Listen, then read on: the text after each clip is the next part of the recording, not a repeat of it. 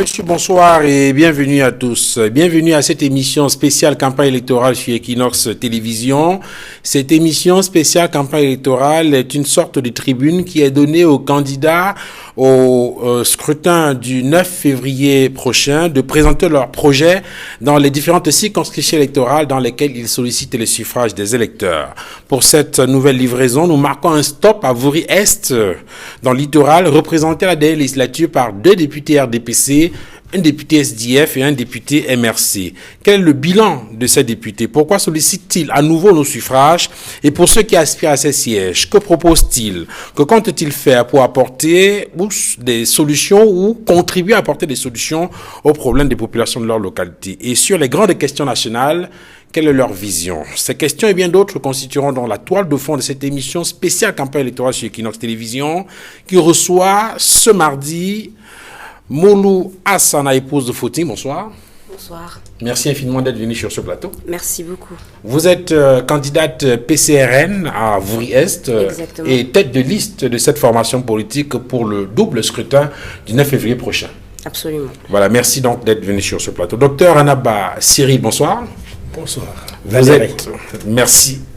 Valérie, merci infiniment d'être venu sur ce plateau. Vous êtes candidat RDPC aux législatives pour le compte de Vouri-Est, c'est bien cela? C'est exact. Voilà, merci d'avoir accepté de venir échanger avec nous ce soir.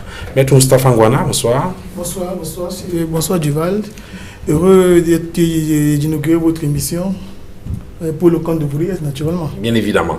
Alors, vous êtes donc candidat du SDF, le Social Democratic Front, pour cette circonscription électorale Vouri-Est. Absolument, je suis candidat du Social Democratic Front dans la circonscription de Vouri-Est qui regroupe les communes de Douala 3e et 5e parce que les populations ont très souvent de la peine à pouvoir comprendre qu'est-ce qu'on entend par Vouri-Est. Donc il s'agit des communes de Douala 3e et 5e qui forment une seule circonscription dans le cadre des élections législatives. Voilà. En effet, j'y suis candidat, deuxième sur la liste du SDF, aux côtés de mes camarades de l'honorable Nitieux, de l'adjoint M. Azemba Achille et Mme Doutou. Donc nous sommes les 4 candidats titulaires du Social Democratic Front dans cette élection-là.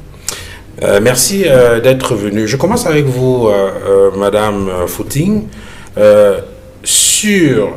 Pour cette première partie, nous proposons d'abord de vous présenter et de présenter la liste que vous conduisez pour ces élections législatives à Vouri-Est, pour ce scrutin du 9 février prochain. Ok, d'accord. Alors, je m'appelle déjà Noran Moulou Hassana, épouse Fotsi. Je suis une femme d'affaires. Donc, je suis tête de liste pour la liste de Vouri-Est, qui est composée justement de 4 candidats titulaires, à savoir Monsieur Patrick Ouona, Monsieur Thomas Ebonio et Christian Ndjok. Et comme tête de liste, moi-même. Voilà. Alors, je donne la parole maintenant à Anaba Cyril pour Valérie Anaba pour le compte du RDPC. Eh bien, merci. Je vous remercie de l'opportunité que vous me donnez de venir me présenter à mon public, au public auprès duquel je sollicite les suffrages. Je suis effectivement Dr Anaba Valérie Armel. Je suis enseignant à l'université de Douala, plus précisément à l'école normale supérieure de l'enseignement technique, au grade de chargé de cours. Je suis également chef de service des diplômes à la faculté de sciences juridiques et politiques. Voilà globalement qui je suis. Je suis militant au RDPC depuis que je suis tout jeune. Je crois que j'ai commencé en classe de première en 1994, quand j'étais au lycée polyvalent. Je suis dans une liste avec des aînés et également des cadets. Alors, comme tête de liste, nous avons M. Ngahan, qui est député sortant et qui rempile.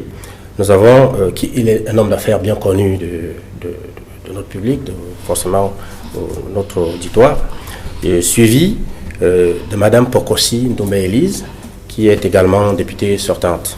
Monsieur Sa Majesté, pardonnez-moi, Sa Majesté Moine Dibonje, qui est 3e dans la liste, est un ingénieur retraité, ancien directeur de l'École nationale polytechnique. C'est un homme pétri d'expérience et qui a toujours travaillé dans l'ombre dans le cadre du RDPC. Et la hiérarchie a voulu le mettre tout comme moi, au devant de la scène, parce que les effectifs, faut les renouveler.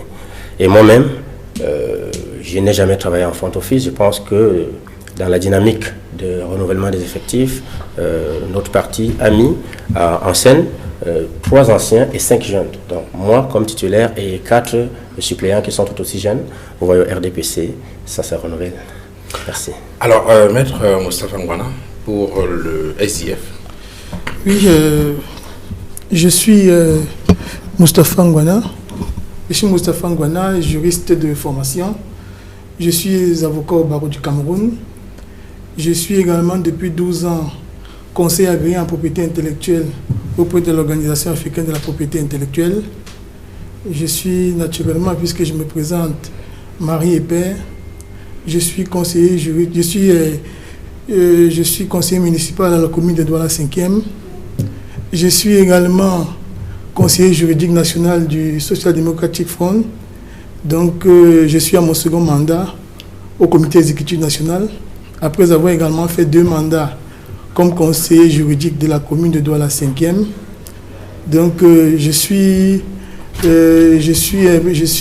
dans les joutes politiques depuis très longtemps. J'ai commencé depuis le lycée. J'étais dans les revendications de manière générale. J'ai également été dans les grèves estudiantines. Je suis un des pères fondateurs du club Kwame Nkrumah de l'université dans laquelle j'ai été formé. Je suis un des pères fondateurs de ce club-là, club dans lequel plusieurs jeunes qui sont également dans les milieux politiques ont été formés, certainement longtemps après nous, les Francs ici, les Njingunjoya. J'étais premier président de la chambre haute du club Kwame Nkrumah en question, où j'étais gardien de la doctrine panafricaniste au sein du dit club. Donc c'est tout naturellement que, parti de l'université, j'ai immédiatement jeté les mains dans le cambouis. Donc pas très intéressé par l'activité politique, dans le sens de voir un Cameroun meilleur, de voir notre pays se développer, de faire de la politique dans l'intérêt supérieur du peuple camerounais. C'est une ambition qui m'habite au plus haut point, que les Camerounais fassent la politique autrement, qu'il y ait un peu de morale dans la vie publique. Donc c'est tout naturellement que panafricaniste à la base, je me suis donc retrouvé au sein du SDF dans lequel j'ai commencé à militer étant étudiant. Et vous le savez, ce n'est pas un secret. J'ai été fait conseiller municipal de la commune de Douala 5e. Et aujourd'hui, donc, je suis pour un autre strapontin. Je souhaite, avec la confiance des populations de Vouri-Est, devenir député à l'Assemblée nationale pour que les combats que nous menons devant les juridictions dans l'intérêt supérieur de notre peuple puissent se concrétiser. Donc, nous nous sommes fait aussi un peu connaître à travers les prestations que nous avons eues au Conseil constitutionnel, dans lesquelles nous avons défendu haut la main l'intérêt supérieur du Cameroun. Malheureusement, pas toujours avec les succès escomptés, mais nous entendons donc aujourd'hui, au sein de la représentation nationale, poursuivre ce combat que nous avons commencé depuis plus d'une vingtaine d'années. Et tout à l'heure, comme c'est une tradition, j'étais allé vite en besoin. Notre liste est conduite par l'honorable Jean-Michel Nietzsche, qui arrive en première position, suivi de ma personne, Ngwana Moustapha. Ensuite, de 2 adjoints au maire, en l'occurrence Azemba Achille et Madame Doutou. Nous avons naturellement 4 suppléants. Comme les autres, je me refuserai, je ne poursuivrai pas en nommant les suppléants. Donc voilà la liste du SDF qui est faite de personnes qui ont un amour profond pour le Cameroun et qui souhaitent véritablement que à Vouri-Est, la politique puisse être faite autrement, dans le sens de la défense de l'intérêt supérieur des populations de la dite localité. Alors, Docteur Anaba, oui. Vous sollicitez les suffrages des populations de Vouri-Est. Et Maître Moustapha Ngwana a indiqué tout à l'heure, fort opportunément, que c'est une circonscription électorale qui regroupe les arrondissements de Douala 3 et Douala 5. Alors, vous avez donc devant vous, ce soir, les téléspectateurs habitants des quartiers Bonamoussadi, Makepe, Brazzaville, Soboum, Village, entre autres. Pourquoi sollicitez-vous leur suffrage le 9 février prochain? Eh bien, merci, merci Duval de l'opportunité que tu me donnes. Je pense que nous sommes à une période décisive de la vie de notre pays, de notre jeune nation qui est en construction.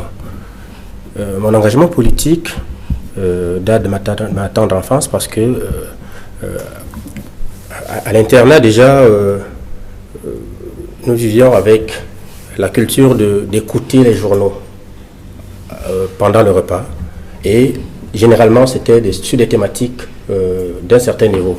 Et pendant ces occasions-là, je me suis forgé l'envie. Encore que cet internat, c'était le petit séminaire où j'ai grandi avec la conviction de travailler pour le peuple, de travailler pour les hommes, pour le bien-être de la société. Et pendant que nous vivions cette formation de futurs prêtres, nous écoutions en permanence des journaux, chaque jour pendant le repas.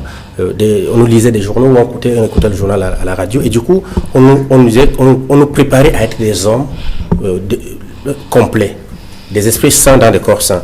Et à un moment ou à un autre, nous avons compris que nous étions appelés à aller servir Dieu ailleurs et autrement. Dans ma circonscription, je suis persuadé que les problèmes qui s'y posent sont à peu près les mêmes qui se posent partout. Nous avons besoin d'un pays fort, d'une nation forte et prospère. Et pour cela, nous avons à la tête de notre pays un chef de l'État qui a une vision. De mon point de vue, modestement, j'ai toujours compris que cette vision est en droite ligne de ce que les pères fondateurs de ce pays ont toujours pensé. Les combats menés par des personnes comme Oumi Obé, comme Ernest Ouandie, comme Moumi, comme Osender Fana, qui ont donné leur vie pour le Cameroun, c'était pour la souveraineté de notre pays. Je pense que de ces personnes-là à Haïti, il n'y a eu qu'un changement de méthode.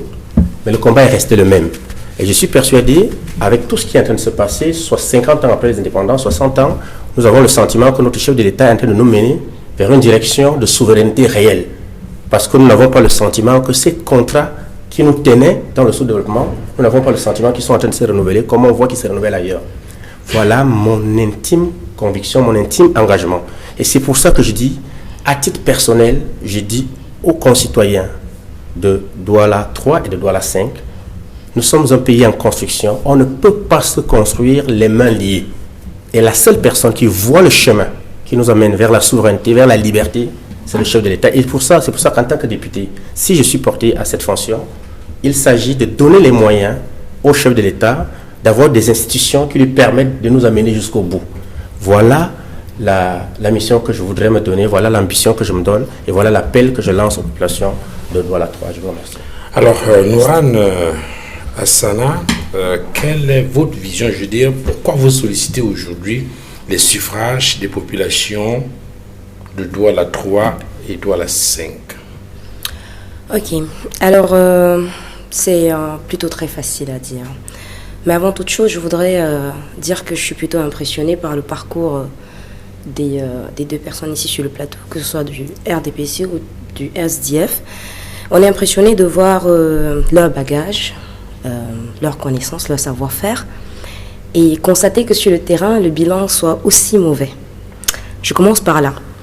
Et la raison pour laquelle aujourd'hui je sollicite les suffrages, par exemple, au niveau des législatives et même des municipales, puisqu'on est là pour les deux, c'est justement le fait de constater à quel point la population de Douala 3 et Douala 5 est tellement atteinte par un bilan si mauvais qu'ils ont besoin d'un changement et un vrai changement. Au-delà des promesses faites à chaque fois et non réalisées, ils ont besoin du concret. Et c'est ce que nous voulons proposer justement à Douala 3. Comment? En proposant des solutions dont ils ont vraiment besoin. Vous avez les mêmes problèmes qui reviennent aussi bien à Douala 3 qu'à Douala 5 depuis des années. Ça veut dire depuis aussi longtemps que le RDPC et le SDF sont là. C'est les mêmes problèmes que les populations rencontrent. C'est les problèmes d'eau, l'accès à l'eau, le problème des routes les routes qui sont en très mauvais état. Vous avez le problème au niveau des inondations. Vous avez des problèmes au niveau même de l'apport à l'électricité. Il n'y a pas d'électricité ou alors ça arrive avec une faible tension. C'est les problèmes réels que les Camerounais de Douala 3 et Douala 5 rencontrent au quotidien et qui ne sont pas résolus. Ne parlons pas alors des écoles. J'étais hier à Banga Bakoko, non plutôt à à Banga Pongo, merci. Et en fait, j'étais très surprise de voir, ça veut dire vous nous suivez, c'est bien. Ça veut dire, j'étais très surprise de voir par exemple en fait, je vous ai la connaître de la localité. Donc j'étais surprise qu'en fait, qu'une école publique d'État bilingue, par exemple, en plein ville de Douala 3, soit construite à partir de quelques planches, quelques tôles, et n'est pas finie. Une école constituée de 2 salles de classe, mais une école bilingue, cycle complet anglophone, cycle complet francophone, et que ce soit la réalité de cette zone-là. Ne parlons même pas de l'état de la route qui est totalement... Ça veut dire que c'est le même problème. Pourquoi est-ce que je suis là aujourd'hui? C'est pour résoudre ces problèmes où les gens, où ceux qui étaient là avant nous ont échoué. Parce qu'au sein du PCRN, nous, on croit vraiment au changement. On pense qu'il faut l'alternance pour pouvoir changer les choses et apporter un souffle nouveau à cette population qui souffre. Quand vous descendez sur le terrain, on vous dit, sans même vous connaître, on vous dit « Ah, vous allez être comme tout le monde, vous allez nous servir à la même sauce. » C'est toujours les promesses. Et encore une chose plus grave, c'est que les gens ne veulent même pas que tu essaies de les convaincre ou tu leur proposes ton projet, mais ils veulent plutôt que tu leur donnes une bière ou encore 5 000 francs pour qu'ils puissent voter. Je veux dire, c'est une très mauvaise façon de faire campagne, de pouvoir proposer des gens de 5 000 et des bières pour pouvoir faire campagne. Ça, ce sont les vrais problèmes. On aveugle la population avec X et Y pour un certain nombre de temps et on ne résout pas leurs problèmes. La population souffre de ça et le PCRN vient donc avec des solutions concrètes. C'est quoi ces solutions? Nous, par exemple, on dit... On aura l'occasion dans le prochain jet de voir effectivement ce que vous suggérez comme solution pour faire face à ces difficultés-là. Je propose pour l'instant qu'on donne la parole aux autres pour qu'ils puissent bien évidemment intervenir. Je l'ai mobilisé plus que les autres. Pardon? Vous pensez que j'ai mobilisé la parole plus que les autres? Non, j'ai un chronomètre, hein, ne vous inquiétez pas. Oui. Donc, Vous pensez que j'ai parlé plus que l'un et l'autre? Non, j'ai dit que j'ai un chronomètre. Donc, non, c'est moi le gendarme du temps. Je pose juste non, la question. Pas plus que les autres, mais voilà. pour ce jet-ci, il peut être un peu plus long, mais rassurez-vous, à la fin, tout le monde aura le même temps de parole. J'espère bien. Voilà. Je vous ai dit, j'ai un chronomètre, je le tiens bien, et ne vous inquiétez pas. D'accord. Alors, Maître Moustapha Ngouana, vous avez la parole pour dire pourquoi vous voulez être député dans cette circonscription de Vouri-Est. Je veux être député dans la circonscription de Vouri-Est parce que je pense que ceux qui sont de la génération à laquelle j'appartiens ont besoin de se faire entendre. Ils ont besoin d'être représentés au plus haut point dans les institutions. Ils ont besoin d'apprendre la gouvernance. Ils ont besoin de se préparer à prendre le relais.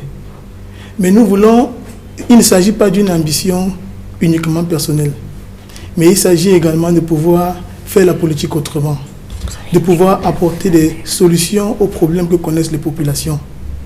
Je veux être, comme je le fais déjà au quotidien, l'avocat des populations camerounaises au sein de l'hémicycle. Il faut que cela soit dit. J'ai fait un plateau avec un ancien ministre qui est député aujourd'hui de la Meufo à Famba, qui semblait dire, comme mon vis-à-vis du RDPC, que le député doit accompagner les politiques du chef de l'État. Malheureusement, je souhaite que ce soit ça. Ça ne doit pas être un accompagnement aveugle. Nous voulons qu'il puisse y avoir de la contradiction au sein de l'hémicycle, qu'il puisse y avoir des personnes qui soient à même de défendre véritablement l'intérêt supérieur des populations.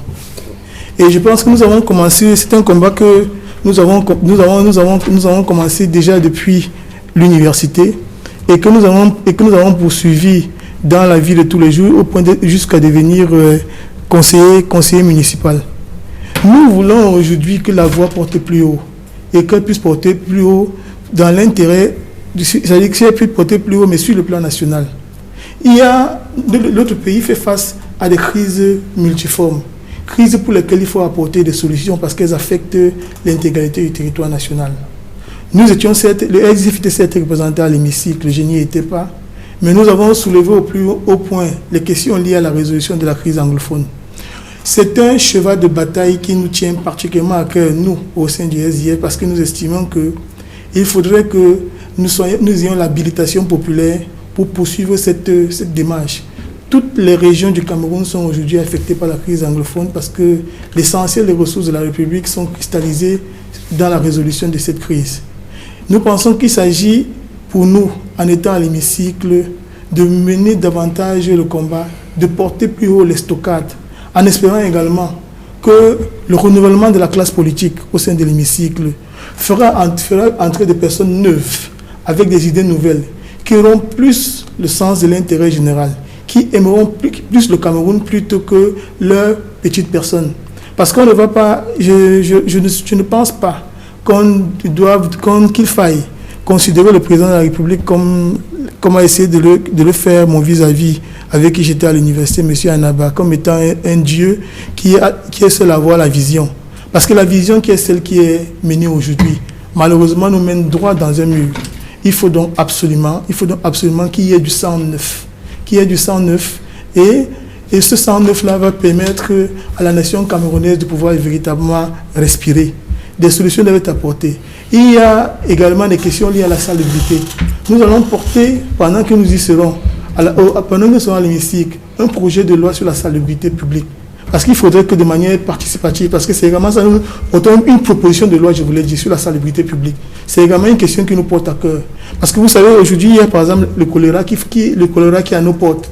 Il faudrait que des solutions soient apportées à travers une loi qui permette à tous les Camerounais de pouvoir participer à l'hygiène collective, même de manière coercitive. Nous avons des propositions de loi que nous allons faire dans ce sens-là. Et il faudrait que ce soit des lois qui soient faites dans le sens de l'intérêt général. Je comprends également, il y a des propositions qui sont faites, mais qui relèvent plus des communes. Il y a des propositions qui seront faites, mais qui relèvent plus des projets liés à l'administration municipale. Nous, par exemple, au SDF, nous avons prévu de construire une usine à pavés.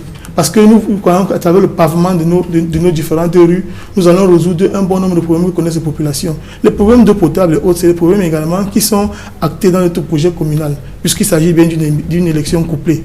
Et il faudrait qu'on sache déjà que sur le plan national, nous avons d'autres ambitions. La salubrité publique nous tient à cœur, la résolution de la crise anglophone particulièrement nous tient à cœur, pour que les ressources qui sont malheureusement concentrées uniquement à la résolution de cette crise-là puissent servir plutôt au développement de la nation. Et ce sera un des différents chevaux de bataille sur lesquels nous allons nous arc-bouter. Valérie Anaba, il y a dans le développement qui est fait depuis le début de cette émission, une question qui visiblement revient, c'est sur le rôle du député. Il y a un certain nombre de préoccupations qui sont évoquées, qui peuvent être du ressort du député. Il y en a d'autres qui certainement peuvent être du ressort de l'exécutif. On parle des élections législatives, c'est-à-dire qu'on veut constituer l'Assemblée nationale, qui est la deuxième chambre du Parlement. Et vous avez semblé indiquer tout à l'heure que vous entendez accompagner le chef de l'État en tant que député, RDPC bien évidemment, dans la conduite de la politique. Est-ce que c'est cela le rôle du député? Eh bien, merci Duvel. Avant de répondre à votre question, je voudrais quand même revenir sur une ou deux choses. Lorsque mon camarade et ami Ngwana, avec qui effectivement on a fait la fac, et on a mené ensemble les combats de la fac, et il le sait très bien, nous sommes d'accord sur un certain nombre de points, sur la nécessité de mener ce pays dans une certaine direction. C'est peut-être un problème de méthode. Et la question de l'accompagnement aveugle, je ne trouve pas ça gentil, parce qu'ils ont leur sens. En ce qui concerne Madame Footing, je dois dire que c'est facile de dire le bilan est mauvais. Parce qu'il est. C'est très facile. Parce qu'il est. Oui, la perfection n'est pas de ce monde, mais vous pouviez quand même faire quelque chose qui est bien là-dedans. Mais le changement que vous nous proposez, il faut savoir que le changement que vous nous proposez est un changement qui peut être dans la bonne direction, tout comme dans la mauvaise direction. Donc pendant qu'on y est, vous dites que nous aveuglons le peuple avec des sacs de riz, etc. Exactement. Mais le même peuple peut être aveuglé par des affiches dont certains partis politiques semblent penser que plus elles sont grandes, plus les projets sont bons. Donc, je voulais tout simplement souligner que le projet de société que le RDPC conduit est une tâche rude, est une lourde tâche. C'est une tâche qui se construit au fil des siècles. Construire une nation, ce n'est pas une affaire de quelques jours. Donc, je vous en prie, madame, l'expérience va certainement vous permettre de grandir là-dessus, parce que je vois un certain parti politique qui aimerait à gérer, faire la campagne en demandant pardon au public, en disant que nous n'avions pas l'expérience, nous demandons pardon, confiez-nous encore, on va s'en sortir cette année. C'est ce qui se passe actuellement dans le troisième. C'est facile de critiquer. Ce que moi, je voulais dire, Duval, concernant le rôle d'un député, l'émission d'un député. Il y en a plusieurs, mais il y en a trois que je peux relever ici. Le premier rôle d'un député, son rôle premier, à mon avis, c'est de légiférer, c'est-à-dire bâtir des lois. Certaines lois peuvent être proposées par eux-mêmes, d'autres proposées par le gouvernement. Mais le rôle du député, c'est de mettre ces lois-là sur les rails pour construire les institutions qui permettent au pays de fonctionner dans la bonne direction. Pour moi, le deuxième rôle du député, c'est être à l'écoute des populations. Être à l'écoute des populations, pourquoi? Pour porter les désirata des populations et pouvoir les soumettre soit au gouvernement pour régler des problèmes, si c'est des problèmes à régler, ou alors les intégrer dans le processus de construction des lois. Et le troisième rôle du député, à mon avis, c'est le contrôle de l'action gouvernementale. Et à ce propos, je pense que ce troisième rôle va prendre l'envergure, vu le tournant que le pays est en train de prendre, notamment avec la décentralisation. Nous devons savoir que le tournant que nous prenons maintenant est à peu près comme celui que nous avons pris dans les années 60 avec la camerounisation de l'administration. On a pris des gens qui n'avaient pas de formation et on leur a confié un ensemble de postes parce qu'il fallait que les postes reviennent aux Camerounais, parce qu'on était indépendant et que les Blancs devaient partir. Au jour d'aujourd'hui, un ensemble de missions qui étaient dévouées à des personnes formées dans des systèmes spécialisés vont être dévouées à des mairies. Donc il faut mettre en place des mécaniques qui permettent à ces mairies de récupérer ces fonctions-là et pouvoir les conduire. Du coup, le regard du parlementaire là-dedans va être d'une grande importance. Donc, pour nous, ces affaires-là, ce n'est pas un jeu, ce n'est pas de la blague, comme certaines personnes semblent vouloir le montrer ici. C'est du sérieux et nous le prenons avec le plus grand... Est-ce que vous avez le sentiment, docteur Anaba Valérie, que pendant la dernière législature, les députés RDPC, notamment ceux qui ont été choisis à Fourie-Est, ont été en mesure de remplir ces missions que vous avez évoquées? Peut-être qu'on pourrait élargir cela sur l'ensemble du territoire national.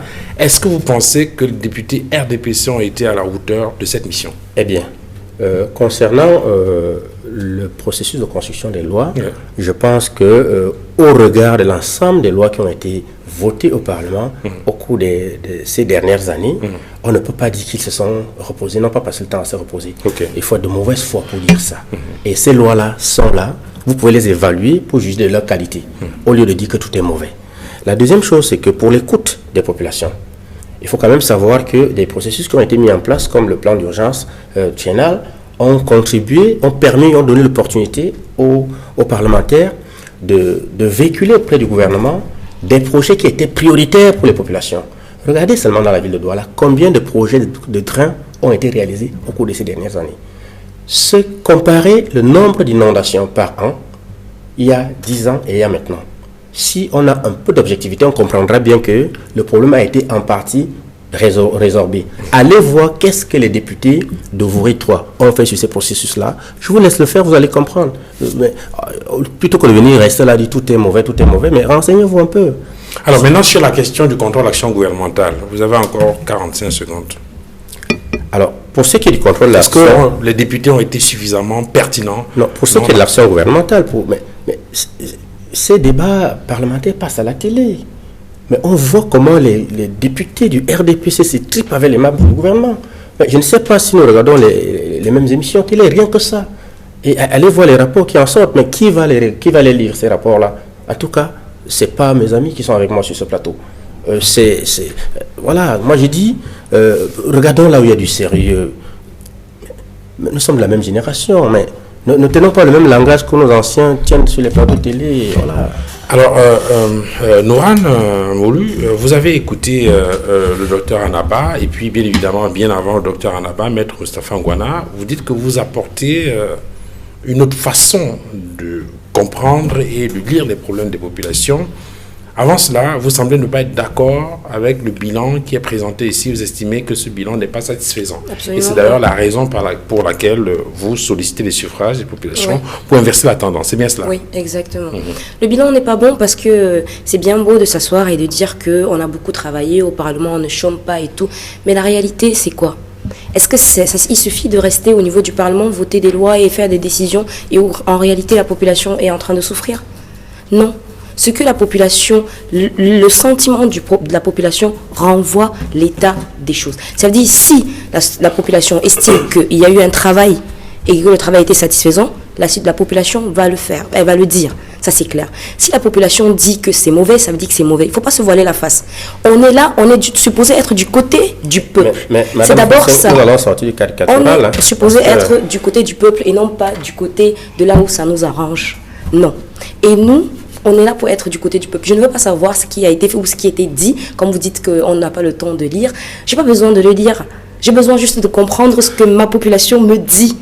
J'ai besoin d'écouter leur appel. Je veux être cette voix-là. Et vous n'avez pas besoin de savoir ce qui est réellement les fait. gens s'expriment. Si vous aviez fait très bien votre travail, les gens ne seraient pas en train de se plaindre. Moi, je descends sur le terrain et les gens me disent que ça ne sert à rien de voter parce que voter de nos jours ne change absolument rien. Monsieur, le RDPC a échoué à Douala.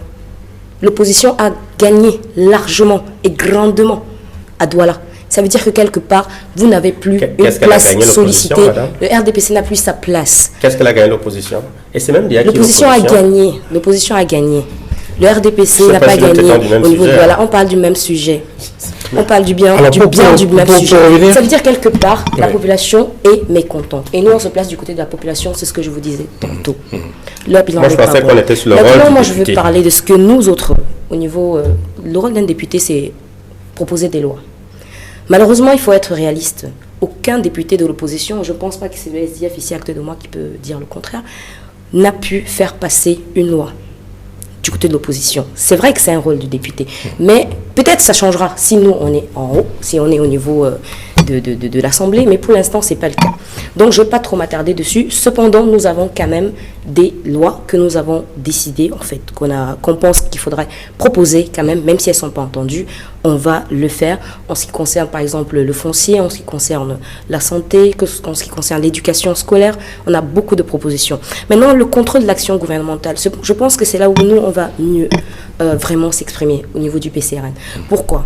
Parce que qui dit contrôler l'action gouvernementale, c'est de regarder, d'avoir un vrai regard sur ce qui se passe et intervenir quand il le faut.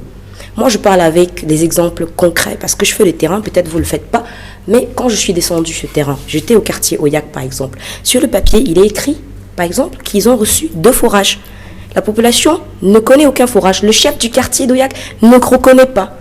Mais c'est écrit sur papier qu'il y a eu 2 forages livrés. On se demande bien, les gens qui sont supposés contrôler cette action-là, où ils sont quand il faut le faire.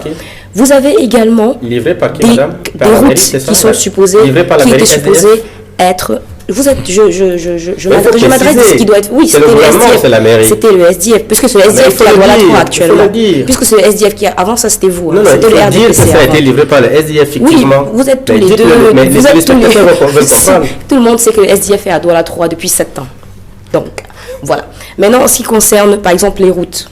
En ce qui concerne les routes, nous, on était à PK12. Il y a une route qui, sur le papier, également, c'est écrit qu'à PK12, ça a été livré. Ça n'a pas été livré, ça n'a jamais été livré. On a bien des rigoles, on a tout ce qu'il faut avec, mais la route en elle-même n'a jamais été livrée. Personne, les députés, les élus de cette zone ne voient pas. Ils ne contrôlent pas l'action gouvernementale. Si c'était contrôlé, on en aurait parlé. Quelque chose, réparation aurait été faite. Mais ce n'est pas le cas. Et moi, je dis toujours, moi, je me mets du côté du peuple. Je ne suis pas là pour mes intérêts personnels. Je suis là pour la population. Et c'est ce que nous faisons le mieux au PCRN. Peindre cette réalité-là qui semble ne pas être vue ou que les gens veulent cacher. Nous allons sur des propositions concrètes. Nous, on a dit ceci. Au niveau du PCRN, on pense qu'il est question, par exemple, de rendre l'accès. C'est vrai que le rôle du député, c'est pas toujours ça. Il y a un petit budget de 8 millions qu'on donne par an pour pouvoir gérer les micro-projets. Nous, on s'est dit, si nous, on est députés, nos salaires de députés, plus l'argent des micro-projets, par exemple, va être mis dans l'intérêt de la population. On va réaliser des mini-projets, que ce soit un petit forage, que ce soit un petit pont, mais du concret au niveau de la population. Maintenant, au niveau du PCRN, notre nouveauté à nous, c'est quoi? C'est qu'on ne veut pas être des députés ordinaires, on veut être des députés 2.0 qui vont avec... Peut-être avant de poursuivre sur ces suggestions-là, sur la question du contrôle de l'action gouvernementale, qu'est-ce que vous comptez faire de façon précise pour qu'elle soit plus efficiente? Parce que vous semblez indiquer que les autres ils n'ont pas été suffisamment attentifs au point où il y a des situations où les populations étaient floues. Qu'est-ce que vous comptez faire? On va passer toujours par les manières classiques, mais en plus de ça, nous pensons, puisque nous sommes cette génération-là, que nous pouvons mettre sur pied, et nous sommes déjà en train de travailler dessus, une sorte d'application, une application qui permet de noter les différents acteurs de la société, à savoir du président de la République, au ministre, aux délégués du gouvernement, au maire, tout ce monde-là, ils seront notés sur une application. Chaque personne, chaque Camerounais lambda peut venir et dire si c'est bon, le ministre ou la personne en question est au vert, et si c'est pas bon, c'est au rouge. Vous riez parce que vous n'êtes pas de cette génération-là qui comprend l'intérêt de ça. La plupart des suffrages sont faits à l'international sur cette base-là. Ça va sur des statistiques. Je dis parce que je comprends ce qu'il y a derrière ce que vous dites. Et que vous comprenez parce que c'est... Donc, pour nous, c'est un élément, ça fonctionne déjà ailleurs. Ça fonctionne par exemple en Pologne. Ça fonctionne très bien en Pologne. Et c'est quelque chose qui existe déjà et sur lesquels nous-mêmes, on peut s'appuyer pour pouvoir. Et maintenant, si vous êtes trop au rouge, c'est clair que vous ne faites rien. C'est la population. C'est des avis d'experts ou c'est des avis des néophytes? Nous sommes tous supposés être du côté de la population, faire du bien à la population et non pas servir nos propres personnes, nos intérêts personnels. Et parlant d'intérêts personnels, j'en ai rencontré des ministres qui ont beaucoup fait preuve de ce genre de cas. Je ne vais pas citer des gens ici, mais c'est quelque chose dont j'ai fait moi-même l'expérience. Maintenant, je reviens sur le fait qu'on soit des députés 2.0, comme je l'ai dit, ou des députés d'un nouveau genre. Nous pensons que le député, au-delà de son travail, sa tâche quotidienne, à savoir proposer des lois, contrôler l'action gouvernementale, nous pensons que nous pouvons aussi être ce genre de députés qui apportons, par exemple, des investisseurs au Cameroun, puisqu'on a la possibilité de le faire et qu'on a déjà eu à le faire et on a été rejeté parce que nous n'avions pas cette possibilité-là de faire passer nos projets normalement, parce que bloqués par X ou Y qui ne trouvent pas son intérêt à l'intérieur. Nous pensons que nous allons donc être ce genre de députés qui amènent des investisseurs, qui permet aux investisseurs de pouvoir vraiment faire des choses au Cameroun, créer des emplois, créer des relations à l'international, faire entrer des devises, pouvoir être capable de produire un produit camerounais qui est vendu à l'international. Moi, je prends parfois le cas, par exemple, du soja, pour faire comprendre, par exemple, aux gens que l'agriculture au Cameroun devrait être vraiment au cœur d'absolument tout. Vous avez de très grandes nations qui ont basé toute leur économie sur l'agriculture. Parmi une de ces grosses nations, vous avez les États-Unis. Les États-Unis est le seul pays au monde capable de produire assez de soja pour la Chine. Il n'y a que les États-Unis. D'ailleurs, quand il y a eu les problèmes entre la Chine et les États-Unis, c'était un moyen de chantage. Nous aussi au Cameroun, on est capable de créer ou de mettre sur pied un produit agricole que nous allons développer et le rendre international, renforcer notre monnaie, faire entrer des devises étrangères. Vous vous rendez compte qu'aujourd'hui, quand vous allez à Expression pour envoyer de l'argent, par exemple, on vous dit que vous ne pouvez pas envoyer plus de 500 000 ou plus d'1 million, ou il y a des périodes où on ne peut même pas envoyer de l'argent parce qu'il n'y a pas d'argent. Nous ne vendons pas à l'étranger. Comment est-ce qu'on voudrait que notre économie soit forte ? Nous sommes donc ce genre de députés qui allons travailler sur du concret, sur apporter un souffle, une façon nouvelle d'être député, vraiment en donnant ou en posant des actions concrètes, des réalisations. Comme on parlait par exemple de la santé. Pour nous, il est question par exemple de mettre sur pied des hôpitaux mobiles qui existaient d'ailleurs à l'époque de Aïdjo et qu'on aimerait bien remettre. Vous avez souffert de m'écouter un peu, vous grignoter sur mon temps. Non. Ces hôpitaux mobiles vont donc se déplacer un peu partout dans la ville de Douala comme projet pilote. Et si on nous permet, ça sera fait dans les autres villes pour pouvoir venir en aide, par exemple, aux populations qui ne peuvent pas forcément se déplacer vers l'hôpital, vu le très très mauvais état de route qu'on ne peut même pas gratter pour que la population passe. On ne demande même pas à être gourdonnée, mais ne serait-ce que rendre la route un peu plus accessible.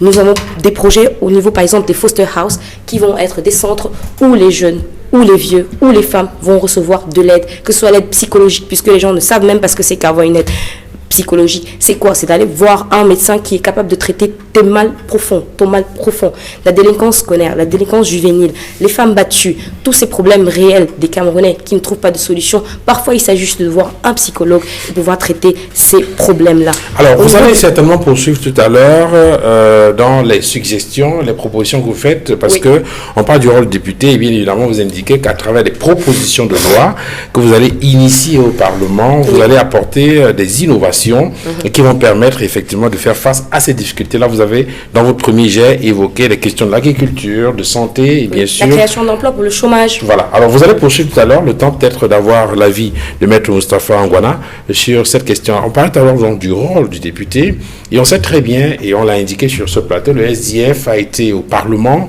depuis quelques années et certains estiment que, évidemment, s'il y a un bilan négatif du Parlement, eh bien, quelque peu, vous devez avoir votre part là-dedans. Oui, je voudrais d'abord faire une petite digression.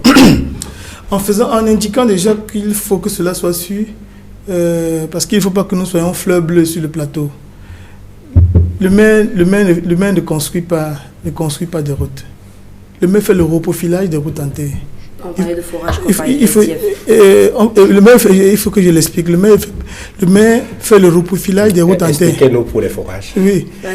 C'est ce qu'on veut comprendre. Et pour les forages, Et pour les forages, vous savez, il est très facile de faire des incantations sur les plateaux de télévision. Aucun élément pour pouvoir établir les déclarations qui sont faites. Ça veut dire que nous sommes le maire. Ils connaissent tous le maire. Je ne vous ai pas interrompu, c'est la chose que je fais. Je n'interromps pas les dames. Okay. J'essaie d'être Merci. élégant. Je vous en prie. Donc, le maire ne construit pas les routes. Je ne suis certes pas à Douala 3e, mais ce que je sais, c'est que le maire, comme dans Théophile Diop, a transformé de manière consubstantielle la vie des populations. Plus d'une dizaine de ponts ont été construits. Et le RDPC a eu la même commune pendant une quinzaine d'années, n'a rien foutu. Il y a des forages qui sont faits, des routes. Mais bien sûr, on a construit des ponts parce qu'il s'agit d'une zone qui est traversée quand même par beaucoup de petits coups d'eau. Donc il y a des ponts qui ont été construits pour pouvoir faciliter la vie des populations. Il y avait ce que nous appelons communément des ponts de singes. Le maire a au moins pu construire tous ces ponts-là. Le maire également de Douala 3e a son journal de projet. Je constate que vous ne connaissez pas bien Douala 3e, un peu comme notre vis-à-vis qui tout à l'heure ne connaissait pas les différentes Banga, Pongo et tout le reste. Moi je vis à Douala 3e. Je connais très bien de quoi je parle puisque j'y étais hier, apparemment, contrairement à vous. Je ne vous ai jamais interrompu, madame. Moi je vis à Douala 3e. Vous pouvez le faire aussi, ça ne me dérange pas. Okay, allons-y, maître Moustapha. Donc, on parlait de... les trois missions principales du député ont été rappelées par mon ami Anaba. Mais ce que je dois dire, c'est que malheureusement, la majorité du RDPC n'a jamais fait la moindre proposition de loi. Au cours de la dernière législature, le SDF a fait des propositions de loi, dont la proposition de loi sur la double nationalité qui a été faite dans l'intérêt supérieur des populations pour que notre diaspora, qui très souvent est de très haute qualité, puisse revenir au Cameroun et investir sans difficulté. Est-ce que vous vous rendez compte de ce qu'un Camerounais d'origine qui a acquis notre nationalité, il perd la nationalité camerounaise, il est dans l'incapacité d'investir au Cameroun. S'il veut acquérir un lopin de terre, ayant obtenu notre nationalité, il est obligé d'avoir l'autorisation du ministre pour pouvoir acheter ne serait-ce qu'un terrain. Donc nous avons fait cette proposition de loi a été déposée sur la table de l'Assemblée nationale pour que le Cameroun puisse avancer. Malheureusement, le RDPC a moqué le dit projet et nous avons poursuivi le combat en portant les stockades, dernièrement pas devant le Conseil constitutionnel, en attaquant un membre du comité central du RDPC, pas en tant qu'individu, mais nous voulions que la question de la double nationalité que nous avions commencé au Parlement puisse être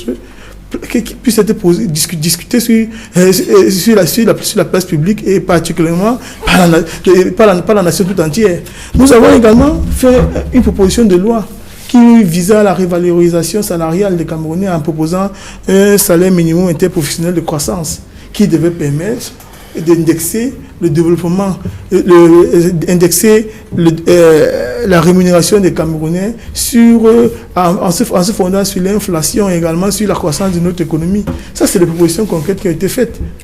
Et c'est pourquoi je disais tout à l'heure que nous avons besoin d'avoir un nouveau type de députés, un nouveau type de citoyens, ceux qui aiment véritablement notre pays, parce que c'est cela le véritable problème, l'absence de chauvinisme, cette incapacité à pouvoir penser pour son peuple, à penser pour l'intérêt de ses populations. C'est un des problèmes réels auxquels nous faisons face. On vous a parlé du contrôle de l'action gouvernementale. Ça se fait sur au moins 3 piliers. Il y a les questions orales et écrites. L'honorable Nietzsche Jean-Michel s'est manifesté de manière répétitive sur ce terrain-là. Il y a des pétitions qui sont également des moyens de... Il n'est pas le seul. Hein. L'honorable Nietzsche, il y a les commissions d'enquête, il y a les pétitions. Le SDF a réclamé de manière répétitive plusieurs commissions d'enquête. Nous avons soulevé au sein de l'hémicycle pour lui donner la vitalité et permettre au Cameroun de s'inscrire dans la postérité. Nous avons soulevé par exemple des questions, des débats liés à la crise anglophone. Nous avons été obligés même de faire du grabuge pour que les choses puissent avancer. Donc le rôle du député, ça a été rappelé par M. Anaba, qui est mon condisciple à l'université. Mais il faut dire que il faut le dire. Le troisième rôle qui est également le plus important, c'est de pouvoir représenter les populations. C'est ce qu'il a dit, c'est un peu du domaine du social. Il y a malheureusement que les députés, c'est à ce que nous constatons, sont très lointains. Ils sont très lointains par rapport aux préoccupations de nos populations. Et par exemple, ces colistiers qui sont députés sortants, il ne me souvient pas qu'ils aient mené une seule action, par exemple, qui est dans le sens de l'intérêt des populations ou le sens de la sauvegarde des intérêts. Et ils sont même incapables, il faut que je le dise. Faites attention aux affirmations gratuites. Il faut que je vous le dise. Ils sont même incapables. Moi, je vais vous donner quelques exemples concrets que vous ne connaissez peut-être pas. Il faut que je vous dise, ils sont d'ailleurs dans l'incapacité de pouvoir se présenter sur un plateau comme le vôtre pour pouvoir véritablement débattre. Je ne sais pas ce que vous en savez. Nous avons besoin. Qu'est-ce que vous en savez? Je vous ai jamais coupé, monsieur Anaba. Nous avons besoin d'un nouveau type de député. Les députés qui sont à même de pouvoir penser le Cameroun. Penser le Cameroun et l'inscrire véritablement dans la postérité et la prospérité. Malheureusement, cela nous fait grandement défaut. Nous parlerons tout à l'heure éventuellement des différentes propositions, des projets de loi et consorts, parce qu'il ne faut pas oublier que nous avons, pendant la présidentielle, nous avions un programme politique, un programme de gouvernement qui était suffisamment alléchant, duquel nous tirons l'essentiel, les inspirations qui vont nous permettre de pouvoir révolutionner la politique au Cameroun. Et même, il faut le dire, la ville de Douala est aujourd'hui en compétition. Il est possible que l'opposition se retrouve demain en train de devoir choisir des recrues du gouvernement qui va permettre véritablement que l'opposition démontre ce de quoi elle est capable. Donc c'est pourquoi c'est également un des enjeux les plus importants de cette élection. Que les populations qui très souvent élisaient des maires, qui se retrouvaient bloqués parce qu'il y avait un délégué du gouvernement qui était nommé par décret. On ne devait pas mettre en place les politiques qui permettaient au projet d'avancer. Désormais, le peuple comprend la nécessité de voter pour l'opposition, pour que l'opposition se mette en rang serré, pour que le prochain maire de la ville soit une émanation de l'opposition, pour que pour une fois, l'opposition démontre ce de quoi elle est capable dans l'intérêt supérieur de la nation. Docteur Anaba Valérie, vous avez écouté les différentes interventions. Je voudrais qu'on revienne un tout petit peu sur un aspect qui a été évoqué concernant le rôle du député, représenter les populations. Et je pense qu'il y a en toile de fond la question des micro-projets. Oui. Est-ce que vous avez le sentiment que les députés RDPC, en commençant par Vouri-Est, où on avait 2 députés RDPC, et peut-être en allant sur l'étendue du territoire national, est-ce que vous avez le sentiment que ces micro-projets ont fondamentalement aidé à poser des actes, à poser des actions dans le sens d'amélioration des conditions de vie des populations? Vous avez écouté Nouran tout à l'heure indiquer que lorsque cet argent arrivera, l'argent des micro-projets, ajouté à cela les salaires des députés, ils mettront toute cette cagnotte-là à la disposition des populations dans le cadre de l'amélioration de conditions de vie. Merci, Diva. Lorsqu'elle a dit ça, ça m'a fait rire un peu parce que je fais un calcul rapide. Dans tous les cas, ça ne dépassera jamais 100 millions là. Et 100 millions là, sur la population de Douala 3, si nous prenons 207 000 inscrits sur les listes électorales aujourd'hui, rien que ceux qui sont inscrits sur les listes électorales, vous prenez 100 millions divisé par 207 000, ça fait combien par personne? Pour quel impact? Par quartier. Pour quel impact? Oui, mais par pour quartier. quel impact? Non, si moi je crois que les problèmes sont plus super. sérieux que ça. Moi je crois que le député que j'aspire à être est quelqu'un qui essaie... Pourquoi vous procédez de cette façon quand vous dites division? Non, parce que j'estime que ce n'est pas par là que moi je passerai pour impacter la vie quotidienne de mes concitoyens. En fait. Je vais en dire quelque chose. Pour ce qui est de Douala 3 et Douala 5, si je prends le cas d'Honorable Ngahan, que je connais, et dont je connais les actions, ou de Madame Honorable Pokosi Ndoumbe, dont je connais également les actions, mon action politique est portée par des femmes à Douala 3. Ma base à Douala 3, c'est d'abord les femmes. À Douala 5, c'est les jeunes. À Douala 3, moi, je fais des réunions avec des mamans qui ont reçu des dotations avec Madame Pokosi, de la part de Madame Pokosi, et elles témoignent leur gratitude à moi. On a fait des réunions là-dessus. Mais quand vous dites ça, moi, j'ai dit, bon, vraiment, on veut reculer. Et pourtant, mais en termes de fonds, d'appui à des commerçants de PK12, de commerçants du marché de Niala, des commerçants du marché de Nokoti, 1 million divisé par 100 000 francs, s'il vous plaît, s'il vous plaît. Madame Pokosi, c'est dans le cas de appuyer ces gens-là, s'il vous plaît. Les 8 millions lui sont donnés chaque année. Mais c'est vous qui avez dit que c'était ce que je veux dire, c'est que pour le député que j'aspire à être, c'est infime, c'est insignifiant. Alors moi, je vais vous dire comment je compte gérer ça. Alors vous défendez. Je vais vous dire comment moi je compte gérer ça, parce que j'estime que c'est insignifiant. Moi, je pense que ma permanence parlementaire servira à quelque chose. Ce sera un cabinet au service des populations. Il y a des jeunes qui ont des fonds, qui ont des familles qui peuvent leur donner un peu de moyens pour faire lancer un projet, mais qui ne savent pas comment tenir un projet. Mon cabinet servira à ça. L'avantage peut-être que j'ai sur la question, c'est que depuis 2002 que je suis sorti de l'université, j'exerce comme consultant, avant même de revenir à l'université comme enseignant.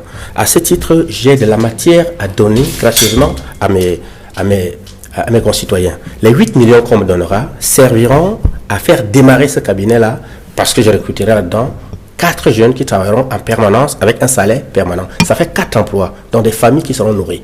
Maintenant, ces 4 employés vont monter des projets, trouver des financements pour des personnes qui en ont besoin et les aider au suivi de ces actions-là. Voilà comment je vois ça. Et vous-même, vous allez faire quoi? Vous venez de piloter ces opérations à ma place. Non, je Merci. demande, parce que si vous allez mettre des personnes qui vont chercher les financements et qui vont vous faire, on se demande bien ce que vous allez faire. Concernant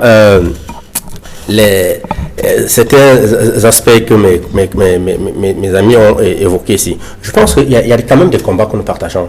Et moi, je dis à mon frère Ngwana que ce n'est pas parce que vous ne me voyez pas au front que nous ne sommes pas ensemble. Nous pouvons être sur le même front, mais chacun son angle de tir.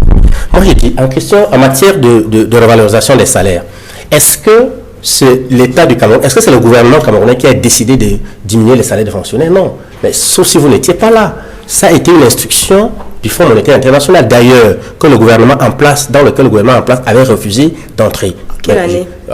Écoutez, madame, on ne peut pas dire qu'on est allé toquer la porte du FMI pour entrer là-bas, sauf si vous ne connaissez pas l'histoire. Je demande juste à les privatisations, vous avez parlé de l'eau, vous avez parlé de l'eau et l'électricité. L'État du Cameroun, d'après la volonté du FMI, a pour mission d'investir pour produire l'électricité, et on va nous trouver une multinationale qui viendra nous vendre cette électricité-là, y compris à l'État du Cameroun. Il en est de même pour l'eau. Et vous avez vu que ce contrat commence à être démantelé l'un après l'autre. Donc, dites-vous que nous avons le même besoin, nous avons la même vision, peut-être, je l'espère. Maintenant, dotez-vous des moyens qu'il faut pour pouvoir amener les Camerounais vers cette vision-là. Mais ce que vous nous présentez ressemble à un dessin à caractère caricatural. Contrairement à vous, docteur Alaba, moi je suis une femme d'affaires à succès, donc je sais ce que c'est que mener un business et la mener très loin. Et contrairement à vous, j'ai aidé des centaines de jeunes Camerounais à aller très loin avec leurs projets et tout le monde peut en témoigner. Donc parlons de personnes qui peuvent réaliser concrètement des projets. Je suis très bien placée, je sais comment on fait pour avoir des investissements et de l'argent sans passer par les banques, parce que moi je fais partie de ces jeunes-là qui n'ont jamais été soutenus par des banques et qui ont démarré avec des fonds propres, parce que l'État du Cameroun est incapable de soutenir la jeunesse camerounaise dans aucun projet qu'ils ont. Moi, je suis modestement comme porteur d'eau. Contrairement à vous, qui faites des promesses que j'ai d'obtenir des financements, moi je suis capable de faire venir. Donc, ceux qui ne peuvent pas avoir des financements, ceux qui ne peuvent pas avoir votre chance d'obtenir des financements à l'international, y compris dans des banques, je peux les aider. Moi, je peux les aider. Moi, je peux les aider à financer à partir des banques. Au-delà de cela, et peut-être parce que vous êtes dans le RDPC, vous avez cette affinité-là. Il y a des besoins. Le RDPC n'a pas d'affinité avec les banques. Ce n'est pas un marché, s'il vous plaît. Alors, moi, je pense que pour me résumer, Madame Fouti et moi, nous n'avons pas la même stratégie.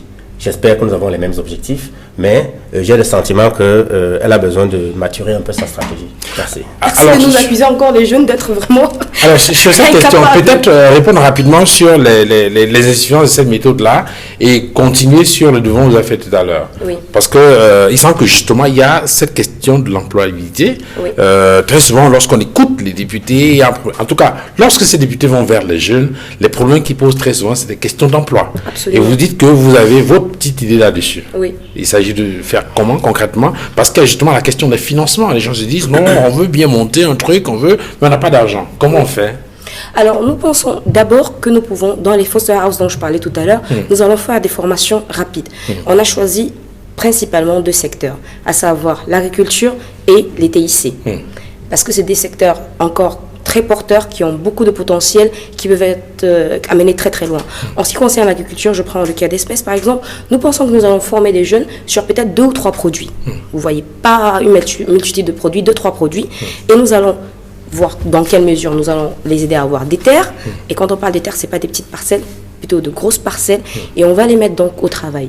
Et en fait, le but serait en fait de faire financer ces projets-là par des investisseurs étrangers qui sollicitent ce produit en particulier. Ça veut dire que c'est une chaîne. Tu apprends à cultiver, tu cultives, et puis tu vends directement chez un acheteur direct. Ça veut dire toute personne qui est intéressée par des produits camerounais, et ça c'est la beauté en fait de la terre camerounaise, c'est que à l'extérieur, beaucoup de personnes veulent manger bio. Et le Cameroun peut produire bio parce qu'il a encore cette terre super fertile et que tout le monde veut manger de ce qui est bio. Donc à l'international, la demande est énorme et nous pouvons donc mettre en place ce réseau-là qui va permettre de subventionner les jeunes dans l'agriculture. Pareil pour ce qui est des TIC, c'est un domaine très vierge parce qu'en fait, il y a un problème au Cameroun, c'est la saturation de marché. Par exemple, vous avez la quincaillerie qui était un bon secteur, très prometteur, mais aujourd'hui, c'est saturé. Pour avoir travaillé déjà comme directrice commerciale dans une société de la place qui faisait le transit, le transport, je sais qu'il y a des commerçants qui faisaient venir des conteneurs à hauteur de 17 millions pour gagner 350 000. Pour vous dire à quel point le secteur de la quincaillerie est saturé. Donc, nous, on voudrait créer d'autres secteurs d'activité. On ne peut pas saturer le marché. Il faut l'ouvrir plutôt. C'est vers ça que nous allons tendre, vers l'ouverture. Donc voilà, ça c'était le cas de l'agriculture, c'était un peu le cas des TIC. Et vous avez indiqué tout à l'heure, pour ce qui concerne la question de la santé, vous avez parlé des hôpitaux mobiles, enfin. Exactement, des hôpitaux mobiles. Alors pour nous, ce sera une innovation. Ça va être comment? En fait, c'est un camion totalement équipé avec un médecin et des infirmières qui vont faire le tour de la ville. Généralement, on voudrait avoir comme projet pilote Douala 3 et Douala 5, mais comme nous sommes députés de la nation et non pas seulement d'une circonscription, il est question de mener ce projet au-delà de Douala. Et en fait, c'est des hôpitaux qui vont donc sillonner la ville, qui vont... L'objectif, c'est quoi? L'objectif, c'est de pouvoir venir au plus près de la population.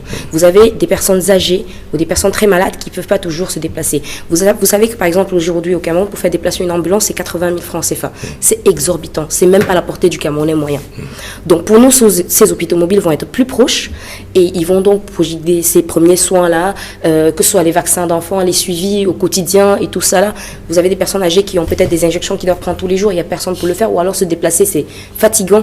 C'est en fait ça, être plus près des femmes qui doivent accoucher, des choses pareilles. Donc, ça va être vraiment la proximité totale, la santé d'une façon... Il y a certainement une question que les téléspectateurs se posent en écoutant cela. Ils se disent, ça va mobiliser beaucoup de fonds. Au regard d'abord de l'état des routes, il va falloir circuler, et ensuite la prise en charge de ces personnes, de ce personnel qu'on mobilise pour ce travail permanent 24. Comment la prise en charge va être faite? L'hôpital mobile, ça serait quoi? Ça va pas coûter aussi cher. Ce qui coûtera cher, ce sera l'hôpital mobile en question, ça veut dire le camion en lui-même. Mais en ce qui concerne les personnes qui vont être recrutées, contrairement à ce que vous pensez, les Camerounais sont plutôt... ils sont pour ce genre de projet.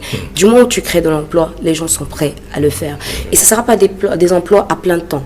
Ça va plus fonctionner par le volontariat. C'est quelque chose qu'on doit intégrer dans l'esprit des Camerounais. Ça veut dire un médecin peut faire son temps normalement comme il le fait.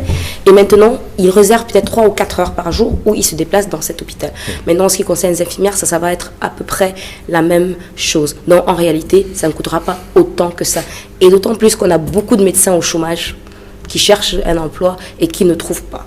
Donc, c'est dans cet élan-là. Nous voulons vraiment agir dans plus de social, parce que c'est ce dont les Camerounais ont vraiment besoin. Maître Moustapha Ngouana, sur les actions qui peuvent être menées pour améliorer le train de vie des populations en tant que député. Député, certes, de Vouri-Est, je veux dire député venu de Vouri-Est, mais député de la nation. Quelle est votre vision, votre lecture? Oui, je dois dire que il ne faut surtout pas faire une confusion entre le rôle qui doit être celui de l'exécutif et le rôle qui doit être celui du député. Et malheureusement, je me rends compte que c'est à cette confusion-là qu'on se livre un peu sur le plateau. C'est vrai que c'est touchant de grainer une querelle de choses. C'est pas mauvais, mais le problème, vous avez posé une question, par exemple, tout à l'heure, concernant les financements. Comment est-ce qu'on fait pour financer des projets de ce type-là? Il faut noter qu'un député, ça gagne globalement une dizaine de millions autour d'une année, et plus les micro-projets. Le rôle du député, c'est d'apporter des solutions globales. Il faut pouvoir apporter des solutions globales. C'est pourquoi les moyens d'action sont prévus par la loi, parce que les moyens d'action ne sont pas ceux qu'on s'imagine pour soi-même. Entre autres moyens d'action, vous avez dit tout à l'heure, on a des propositions de loi. Nous avons des propositions de loi qui ont, en fait, un des handicaps de notre pays, c'est très souvent que les textes ne sont pas véritablement au service du développement. Et lorsque le texte n'est pas un service du développement, ça pose problème. Parfois, il y a des textes qui sont pris Lorsqu'ils sont pris à terme, l'objectif visé n'est jamais atteint.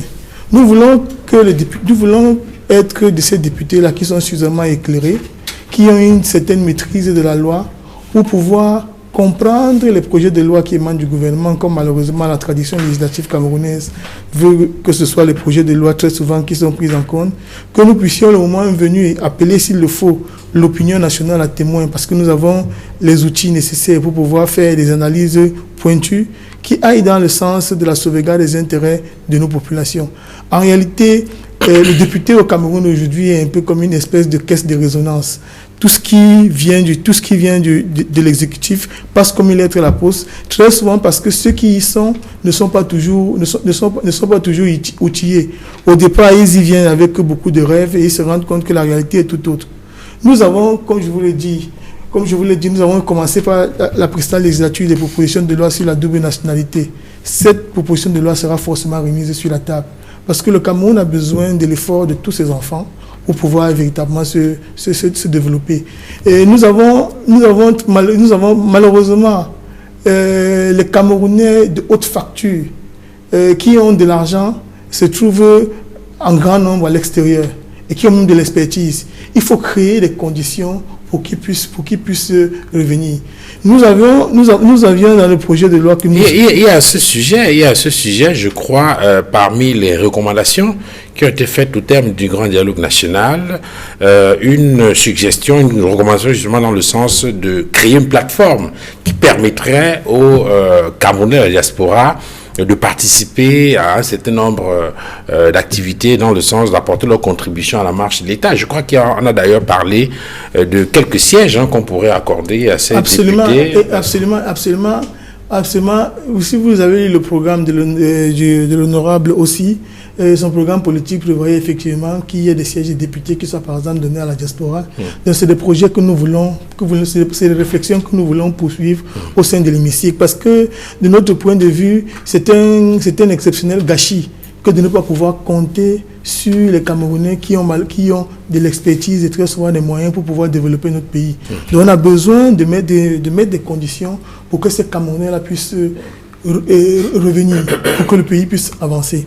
Je vous ai dit également qu'une des choses qui nous tient à cœur au SDF également et qui me tient particulièrement à cœur, c'est de mettre sur place une loi sur la salubrité publique. Parce que malheureusement, les sociétés qui s'occupent de l'hygiène et de la salubrité dans notre pays ne sont pas à même à elles seules de pouvoir répondre efficacement aux défis sanitaires qui s'imposent parfois à elles. Je vous prends un exemple. Nous souhaitons qu'il y ait par exemple un projet de loi dans lequel on vous impose, par exemple, vous qui avez par exemple une échoppe ou bien une maison qui jouxte la route, de pouvoir vous assurer de l'entretien de l'espace qui traverse votre domicile. À telle enseigne que lorsque vous ne le faites pas, qu'il y ait des mesures coercitives qui puissent être prises pour que vous puissiez participer à la transformation de nos villes. Il faut dire que nos villes comptent parmi les plus sales d'Afrique. Malheureusement, alors il faut que nous puissions donc, nous avons donc des réflexions là-dessus pour que les villes du Cameroun et particulièrement Vouri-Est puissent donc se transformer dans le cadre de la salubrité. Nous avons également des réflexions également sur l'éducation 2.0. Il faut absolument que le Cameroun puisse s'inscrire dans la modernité. Quand vous voyez les pays comme le Rwanda, qui n'ont pas les potentialités du Cameroun sur le plan des ressources et même parfois même sur le plan des ressources humaines, mais qui se développent de manière vertigineuse, parce que on a compris l'importance du numérique. Donc nous avons... Vous faites allusion là au cartable numérique. Au cartable numérique, naturellement. Qui a été évoqué dans le projet de votre candidat à l'élection présidentielle. Absolument. Donc nous voulons que les propositions soient faites dans ce sens-là. Et nous espérons que nos vis-à-vis du parti de M. Anaba comprendront pour une fois l'intérêt qu'il y a à pouvoir soutenir également les propositions qui émanent de l'opposition, lorsque les dites propositions sont dans l'intérêt supérieur de la nation. Donc aujourd'hui, il y a la décentralisation qui va certainement être effective. Qui va connaître un coup de fouet. Avec le code des collectivités territoriales décentralisées. Absolument. Donc il faudra donc le député doit pouvoir être suffisamment outillé pour accompagner l'administration municipale dans le cadre maintenant de la mise sur pied de tout, c'est-à-dire que de tous les projets et toutes les projections qui vont être issues de cette loi-là, parce que il faut dire quand même qu'il y a des ressources importantes qui vont être transférées aux communes. Il faudrait donc que les députés défendent suffisamment. Certes, ils sont députés de la nation, mais ils ne vont jamais oublier qu'ils viennent d'une circonscription particulière et qu'ils doivent contribuer de manière effective et efficiente au développement de la dite circonscription. Mais nous avons quand même un autre projet qui est très important parce que, vous voyez, nous avons des difficultés, par exemple, sur le plan hydroélectrique. Sur le plan national, nous subissons de manière continue des coupures d'électricité. Il y a un projet également sur lequel nous avons travaillé depuis 2018, qui est celui de la décentralisation également de la production de l'énergie électrique. Aujourd'hui, les mairies auront certainement beaucoup plus de ressources. Il y a ce qu'on appelle les projets, les mini-hydro, les micro-hydro. C'est-à-dire qu'en fonction, le pays est traversé par des fleuves et des cours d'eau et des cours d'eau. Nous ne sommes pas qu'un pays sahélien, nous avons beaucoup de cours d'eau qui traversent notre pays. Donc, il faut donner la possibilité aux administrations municipales, au moins pour permettre aux foyers de pouvoir avoir l'électricité. Je ne dis pas l'électricité industrielle. Donc, les foyers puissent avoir l'électricité. Alors, dans les communes, par exemple, qui seront contrôlées par les SDS, c'est-à-dire c'est un projet que nous nourrissons. Si vous avez le programme politique qui était le nôtre, nous avions donc des micro-hydro, des mini-hydro que nous avions prévu, qui devaient permettre une certaine autonomisation de nos populations au niveau de l'énergie électrique. Parce que ça pose un sérieux problème. Lorsque vous visitez des pays que nous croyons très petits, par exemple, comme la Guinée équatoriale à côté, vous voyez un compatriote, vous arrivez, vous voyez un compatriote, il vous dit ça fait plus de 3 ans qu'il est là, il n'a jamais eu une seule minute de coupure d'électricité. Or, ils n'ont pas le potentiel hydroélectrique du Cameroun. Ça nous pose sérieusement problème. Donc, nous souhaitons donc que tous ces projets, toutes ces propositions-là puissent également être matérialisées par des textes, par des propositions de loi, parce que c'est les projets sur lesquels nous travaillons depuis quelques années déjà. Il faut qu'il y ait des propositions de loi que nous allons faire pour que les Camerounais puissent voir leur vécu quotidien véritablement transformé. Parce qu'aujourd'hui, on ne peut pas vivre sans électricité. Okay. C'est devenu infernal. Alors, Dr Rabat, est-ce que c'est vrai que vous avez indiqué dans votre premier jet que vous allez davantage accompagner le chef de l'État dans sa vision de transformation et d'amélioration des conditions de vie des populations. Mais est-ce qu'il y a, de votre point de vue, des questions prioritaires qu'il faut adresser, auxquelles il faut s'attaquer, que ce soit dans le cadre de la circonscription de Vouri-Est ou de façon globale sur le plan national, en tant que député ou en tant que député de Vouri-Est ou député de la Nation? Ok, merci. Je voulais d'abord souligner quand même le caractère microéconomique de la vision que nous présente Madame Fauting, parce que développer un pays, il faut voir grand. Et c'est pas des petits projets qui développent un pays. Et il faut avoir une vision vraiment grande et penser les choses qu'on peut implémenter de façon globale. Je voudrais présenter l'image qui me permet de présenter un peu la différence entre mes frères et sœurs et moi sur ce plateau. C'est qu'en fait, c'est comme si nous sommes tous dans un même avion en fait. Nous voulons partir d'une destination à une autre. Nous sommes dans l'avion et nous traversons des zones de turbulence. Et ils sont sur leur siège, ils ont juste le hublot à côté, ils peuvent regarder et se rendre compte que bon voilà, il y a les nuages en bas et tout. Ben alors que nous, on est là, il y a un pilote, on ne peut pas en avoir deux dans l'avion, il y a peut-être un copilote, mais il y a un pilote. Mais lui, il a un regard plus large et il voit plus loin. Et du coup, l'ensemble des paramètres que lui, il a pour son action, nous autres qui pouvons nous positionner comme des hôtesses, comme des stewards dans l'avion, qui sommes là pour aider l'équipage à bien tenir le voyage. Malheureusement, donc, ça fait 38 ans que la société est bloquée. Je sais que vous l'interrompez. Désolé, je le fais, pas les dames. Je n'interromps pas les dames, je l'ai dit. J'ai dit, je n'interromps pas les dames. Donc, il faut que vous compreniez. Heureusement que j'ai fait des débats avec lui pour le passé au moment des Oliviers. Ça fait 38 ans que la société est complètement bloquée. Et malheureusement, le Cameroun n'avance pas. Le cycle de vie. Le cycle de vie, vous comprenez, c'est différent. Le cycle de vie d'un individu, c'est pas le cycle de vie d'une entreprise, c'est pas le cycle de vie d'une nation. Je vous rappelle que vous voyez, ça s'est fait là en 25 ans. Ce que un État fait. La Guinée, quand elle a été en 10 ans. Oui, j'aimerais savoir jusqu'où elle est arrivée et où elle va. Vous avez certainement plus d'arguments que moi sur la question. C'est pas mon objet. Je ne serai pas député de la Guinée équatoriale.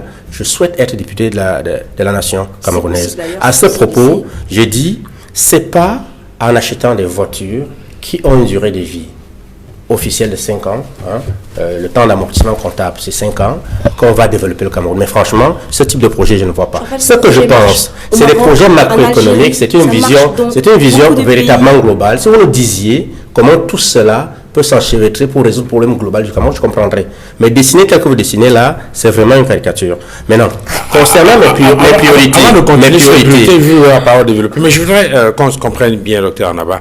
Est-ce que percevoir le rôle de député de cette façon ne donne pas le sentiment qu'il y a comme une sorte de collusion entre le pouvoir exécutif et le pouvoir législatif, alors qu'en réalité, on devrait s'attendre à une sorte de distinction nette? Dans ce cas, il y aurait une collision entre le gardien de but et le pointeur dans une équipe de football, parce qu'il faudra absolument que le gardien de but aille aussi marquer pour qu'il soit célèbre. Enfin, quand je pose la question, c'est que je m'appuie sur un principe de la démocratie qui est celui de la séparation stricte des pouvoirs, tel qu'élaboré par Montesquieu et d'autres John personnes. Locke, tout ça. Oui, et dans ce cas, le Parlement serait donc un obstacle pour le gouvernement, alors que c'est la même équipe. Mais écoutez, on sait comment ça se passe partout ailleurs. Ce sont les parlements, d'ailleurs, parfois, qui désignent la personne qui va piloter. Non, nous ne descendons pas à ce niveau-là. Disons que moi, je suis du RDPC, je suis du système BIA parce que sa vision me convient.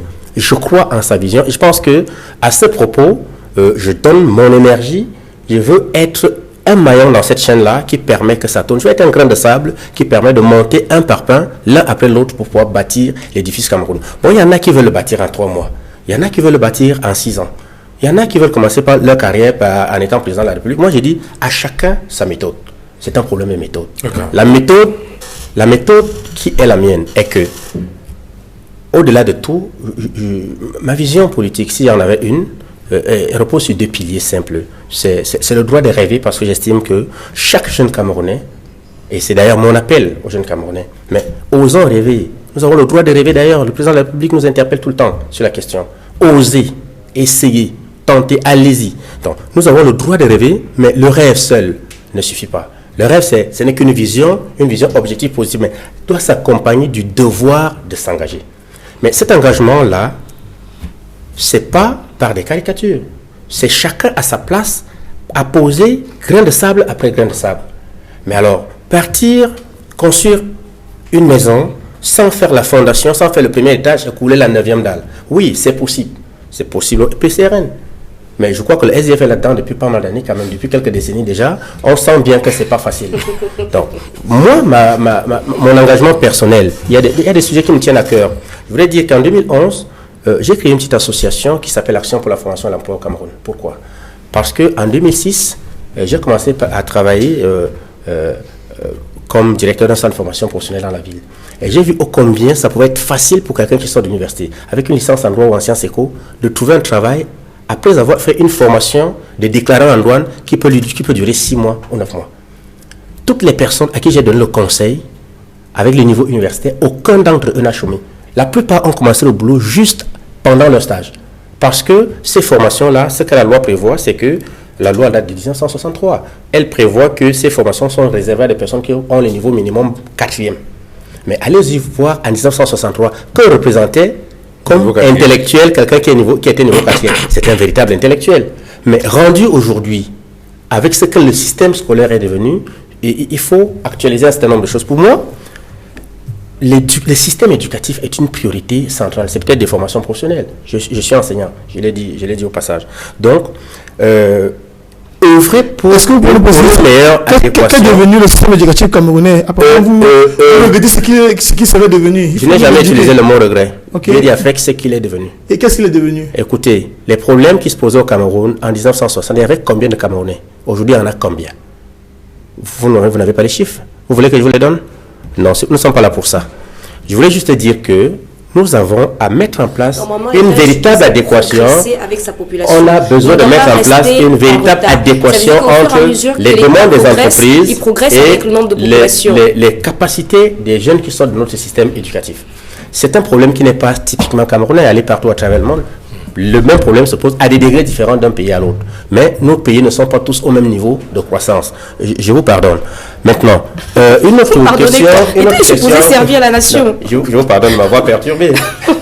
Une autre question qui, pour moi, me tient véritablement à cœur, c'est la place de l'artiste, la place de la culture dans notre société, la place de la lecture, le rôle de la bibliothèque. Oui, on va me dire c'est l'échec de mon parti, mais nous sommes en processus d'amélioration continue. Vous êtes déjà parfait avant même de commencer. Merci, je vous remercie. Un autre sujet qui me tient à cœur, c'est cette question de la diaspora. Je vous dis la diaspora. Sur la question, ça paraît intéressant, c'est la question de l'artiste. Quel est le problème exact et comment vous voulez vous attaquer à cette question quand vous parlez de l'artiste? Le sentiment que j'ai, alors, j'ai eu l'opportunité de représenter un groupe d'artistes au Cameroun. Alors, c'est des artistes camerounais, les Camerounais qui vivent en Europe, qui sont dans la diaspora, qui sont probablement aussi dans la situation de problème de double nationalité. Ils ont un groupe de balafons. Ils produisent des disques en Europe et ils sont bien connus. On les a vus sur des podiums avec les Mano Dibango en ouverture de concerts, etc. On les a vus prester aux États-Unis, au Mexique, qui est le premier pays au monde en matière de balafon. Alors, ils m'ont choisi pour être leur représentant au Cameroun pour essayer de... Je suis professeur de marketing, donc pour essayer de faire leur promotion au Cameroun. Je suis allé dans les organismes spécialisés pour la gestion des droits d'auteur. Depuis leur premier album qui datait de 2002, jusqu'à en 2011 où j'ai essayé de faire les procédures pour essayer de voir qu'ils n'avaient pas droit à grand chose. Mais ça m'a quand même impressionné. C'était pas un groupe de gens qui ont faim. Et donc vous comptez faire quoi concrètement face à ce que je pense effectivement, c'est que il y a besoin de mettre en place alors je voulais souligner une autre chose, mais les noms des personnes qui vivent dans la misère ou qui sont morts dans la misère et qui ont porté sur des plateaux à travers le monde l'image du Cameroun avec la culture. Mais ces personnes-là, je ne sais pas, moi ça me parle. En tant que représentant des Camerounais, je pense que mon public, mes populations, mes électeurs seront fiers que je valorise la vie de ceux qu'ils ont aimés, ceux qui les ont bercés. Je voulais chuter par la diaspora. Donc ce n'est qu'une question de législation sur la gestion des droits d'auteur. Okay. Je ne peux pas dire au jour d'aujourd'hui qui est responsable de quoi là-dedans, mais nous savons tous très bien que oui, ça pose problème dans notre pays. C'est des points essentiels à améliorer. Okay. Un autre chantier, le dernier chantier, c'est la question de la diaspora. Je voulais dire que, ayant moi-même fait un petit bout de temps de mon cursus universitaire en Europe, je suis passé par l'épreuve de la tentation de prendre la nationalité. Il y en a qui le font par amour parce qu'ils veulent aller hors du pays ou par dépit parce qu'ils sont déçus par leur pays, parce que leur pays ne leur donne pas l'amour qu'ils auraient aimé, c'est leur droit. Et c'est le plus grand nombre. En amour, chacun fixe ses attentes. C'est la théorie de la disconfirmation des attentes. C'est en cela que repose la satisfaction. C'est pour ça que tout à l'heure, quand elle en parlait, j'étais un peu amusé. Il y en a qui le font par contrainte, tout simplement. Moi, j'étais en Europe. On me dit, écoute, on me donne un boulot à la mairie. On me dit, écoute, c'est un boulot de vacances, mais vu ton profil, on peut te donner un poste de fonctionnaire. Est-ce que tu es marié, oui, à une Française? Non. Oh, si tu étais marié à une Française. Bon, est-ce que tu as... alors, fais quand même le concours. Je fais le concours des fonctionnaires municipaux. Je suis admissible. Et puis après, on me dit, écoute, quand tu vas aller à l'oral, dis simplement que tu vas demander la nationalité. On va te soutenir. Moi-même, je serai dans l'entretien. Effectivement, j'allais voir l'entretien. Le directeur des ressources humaines de la mairie est là. La directrice du service dans lequel j'avais travaillé, elle est là. Et elle me regarde dans les yeux. Quand je parle, elle fait la tête comme... Il faut que je dise que je veux la nationalité. Parce que, au bout du compte, j'ai 2 000 € qui m'attendent là. Si j'accepte et que je suis retenu, j'ai 2 000 € par mois. Ça garantit. Et ceux qui vendent le rêve de Mbeng au Cameroun, oui, je serais tombé dessus. Dieu merci, j'ai réussi à résister. Mais dites-vous bien que la tentation était forte. Mais beaucoup de Camerounais tombent dans ce piège-là, alors qu'ils sont pleins d'amour pour leur pays, alors qu'ils sont prêts à tout faire pour leur pays. Je pense que cette cause-là est une cause qu'il faut bien mettre sur la table et mener le combat. Et en cela, je suis heureux que nous soyons d'une certaine génération. Et de manière à ce que, ensemble, si nous nous retrouvons tous à l'hémicycle, un jour, je l'espère, que ce type de problème soit résolu en profondeur. Merci. Alors Noran Moulu, il y a la question des moyens. C'est vrai que vous avez commencé à développer tout à l'heure sur la capacité de créer un réseau qui permettrait, par exemple, le financement par l'extérieur des certain nombre d'activités. Oui. Mais est-ce qu'il ne faut pas questionner le fonctionnement de l'Assemblée nationale sur un certain nombre de choses? Vous avez relevé fort opportunément tout à l'heure, au début de l'émission, qu'il y a des difficultés quand les formations politiques à se faire entendre à l'hémicycle. Il y a des propositions de loi qui sont très rares parce que les initiatives n'aboutissent pas. Oui. Est-ce qu'il ne faut pas interroger le fonctionnement de l'Assemblée nationale qui peut être un goulot d'étranglement pour l'expression libre des députés et donc d'une participation optimale à la résolution des problèmes? Absolument, absolument. Et c'est là où donc, en fait, si, moi je dis, si vraiment le chef de l'État ainsi que les membres du gouvernement veulent vraiment faire une bonne preuve, qui soutiennent la jeunesse et les projets des autres, parce que le président de la République l'a très bien dit pendant son discours, jeunesse osée. Oser. Il a parlé des TIC, il a parlé de l'agriculture. Ça veut dire lui-même, il est conscient du fait qu'il faut aller vers ces secteurs-là. S'il veut vraiment tendre une main, s'il veut bien tendre une main, vraiment, à cette jeunesse-là, à nos propositions, il devrait rendre ça effectif en laissant des députés, en permettant à certains députés qui font des propositions de loi que ces lois soient prises en compte. Je comprends qu'il faut étudier les lois, il faudra évaluer lesquelles sont bonnes, lesquelles ne le sont pas, mais quelque part que ce soit fait. Parce que quand même, depuis que l'opposition existe, aucune proposition de loi n'a été approuvée. Et ça, c'est un problème. La qualité de ces lois-là. Même si c'est une question de qualité, en politique et en démocratie, il y a quand même un minimum d'échanges qu'on peut donner. On n'accepterait pas n'importe quoi. C'est pas une question de faire plaisir. Vous ne pouvez pas dire que toutes les lois sont mauvaises. Moi, j'ai suivi une loi du SDF qui a été proposée sur la protection de la forêt camerounaise, qui était une très bonne loi. Elle est arrivée à un certain niveau, mais elle a été rejetée.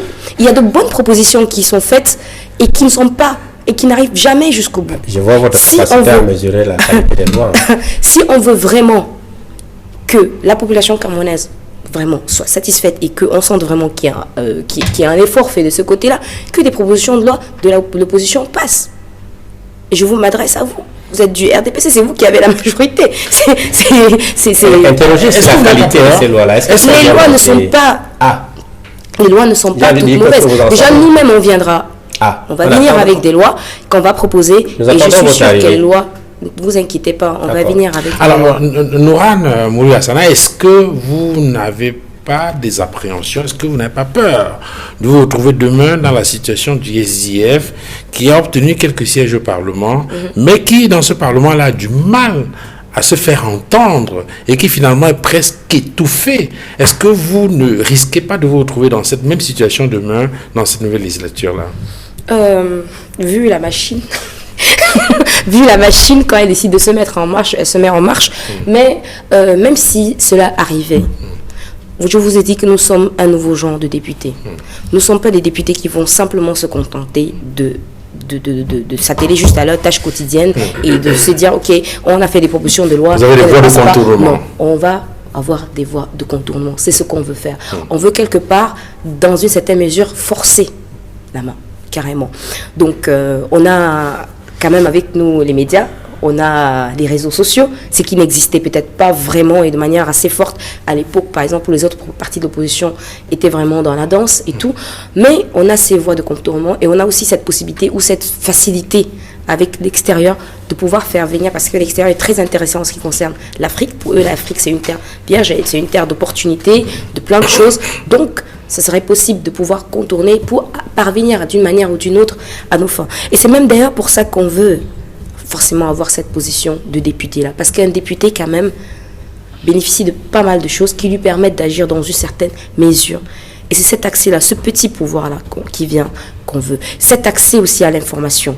Parce qu'un député a accès à toute information concernant le Cameroun, les budgets votés, quels sont les projets qui vont être engagés cette année ou autres. Ces informations-là, pour nous, seront capitales pour qu'on puisse, en interne, pouvoir développer notre circonscription et encore le Cameroun. C'est de ça qu'il s'agit. Et moi, je vais dire, tout à l'heure, M. Moustapha a dit une chose très importante, c'est par exemple le cas de Salubrité. Il a cité le Rwanda. Moi, j'étais au Rwanda il y a cela une semaine et je suis justement allée m'entretenir avec eux sur pas mal de questions et la question de Salubrité est venue. Le Rwanda, c'est un très beau pays. Il est extrêmement propre. Extrêmement propre. Et quand tu poses la question à savoir comment est-ce que vous avez fait, parce que j'ai rencontré des gens dans la mairie, comment est-ce que vous avez fait pour arriver à ce stade-là? Parce que tout le monde sait qu'en 92 quand même, 94, c'était le génocide et c'était catastrophique. C'était un pays irrécupérable. Mais les gens disent que c'est une question de mentalité. on a essayé de faire apprendre ça à la population. C'est quelque chose qu'on arrive à intégrer. Et c'est comme ça qu'on arrive à un changement, en fait, en développant cette partie-là. Cet aspect aussi patriote qui, de nos jours, est en train de foutre le camp un peu partout parce qu'on est en train de pratiquer un autre type de politique où la politique du ventre et l'égoïsme et la gabégie et tout ce qui va avec. Donc, il faut aussi travailler sur le côté patriote des Camerounais. Et nous, on a l'intention de faire pas mal de travail dessus. C'est quelque chose de très important de pouvoir éduquer la population. Ça fait 38 ans qu'on a le même président au pouvoir. On a pratiquement les mêmes problèmes. D'autres pays ont réussi à se développer en si peu de temps. Et des pays avec près de 1,7 milliard d'habitants, je parle notamment du cas de la Chine, qui s'est fait entièrement fait en 25 ans. Ce géant-là, c'est 25 ans. C'est possible au Cameroun. On a les ressources minières, contrairement à d'autres pays. On a les richesses intellectuelles. On parlait tout à l'heure du cas de la diaspora, par exemple. On parle de fuite de cerveau. Tous les intellectuels sont ailleurs dans d'autres pays parce qu'au Cameroun, on ne peut pas les valoriser à leur juste valeur.